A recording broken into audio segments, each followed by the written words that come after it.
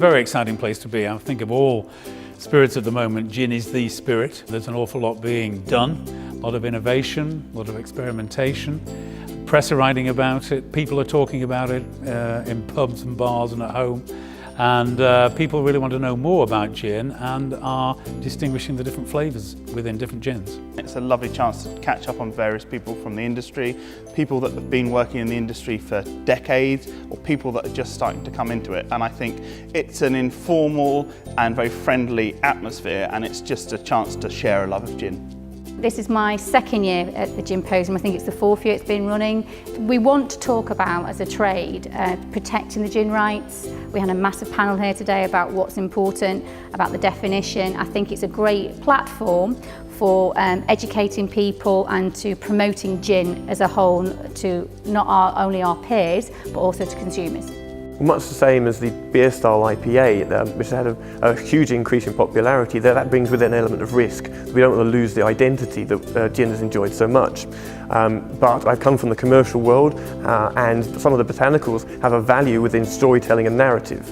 So they may not actually provide a huge organoleptic contribution, but will help build that story and narrative. And we have to acknowledge that because we work in association with the commercial sector. But there is a danger that we are just introducing botanicals for the sake of just introducing more botanicals. It's how do you strike that balance between narrative and storytelling, and then as well as having something that delivers a truly new and innovative product. Somebody asked a question about, is it important to put the number of botanicals on your pack copy? And I think that it's important that we do tell people what our ingredients are, because the analogy that I've often used is the bake-off. So everyone can get the same 10 ingredients, but we wouldn't all make the same gin. So it's not always about the number of botanicals, it's how you use them. And actually it's down to what country of origin potentially uses that botanical, and you as a distiller and how you distill those flavours to get the right profile.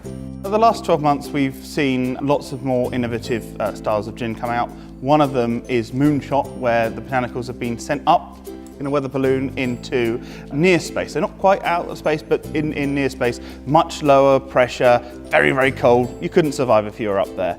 And then they come back down to Earth, and then we use that to make a gin. And the idea behind that was to capture the imagination. I think there's quite a few people that are interested in space and stuff like that, and I think that's just fun. But what is the most important thing when we knew that we were going to do this project was to make sure that the underlying gin tasted good, because it's all great to be creative and have these crazy ideas, but if the underlying gin isn't there, doesn't taste like gin and isn't good quality, then it's kind of all for nothing.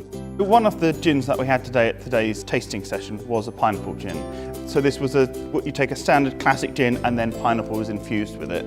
Something that has a lot of historical relevance, and obviously most people have heard of sloe gin, but there's a whole range of other fruits and vegetables and all sorts of different things that you potentially could use and have been used in the past, things like maple and asparagus. And there's already a cherry gin that's come out this year in addition to the pineapple gin, and I think that we will continue to see more of these infused gins with all sorts of different flavours, probably some ingredients that we've never even heard of, so it'll be our first chance to get to try that flavour. There's a massive amount of different gins coming out, to the point where people ask me, have you heard of gin X? And there's so many coming out now that I can't keep up. And I think we had a discussion on the panel today about making sure that we use credible amount of botanicals in there. We have authenticity of our choice and what botanicals we're using, and make it very clear and have to consumers on what the different gins are and the different flavour profiles. I see, as long as we can produce high quality products that are still true to the style and as identified as gin and identifiable as gin, I can't see any reason why the bubble would burst.